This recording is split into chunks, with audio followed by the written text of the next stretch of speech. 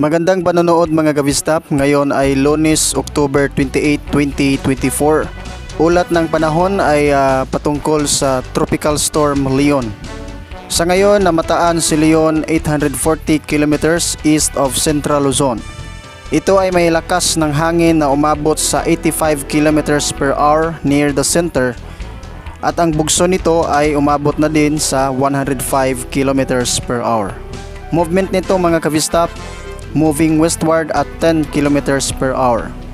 Meron ang mga lugar na itinaas sa Tropical Cyclone Wind Signal number 1 at ang lahat-lahat ay nasa Luzon area.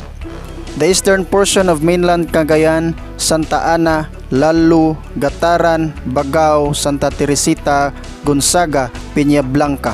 The eastern portion of Isabela, Maconacon, Divilacan, Ilagan City, San Pablo, Cabagan, Tumawini, Palanan, San Mariano, Dinapigue, and the northern portion of Catanduanes, Pandan, Bagamanok, Panganiban, Viga.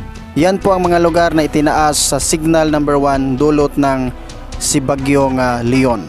Ito lamang po mga Gavistap. Maraming salamat sa panonood. Huwag kalimutang mag-like, mag-subscribe, and God bless.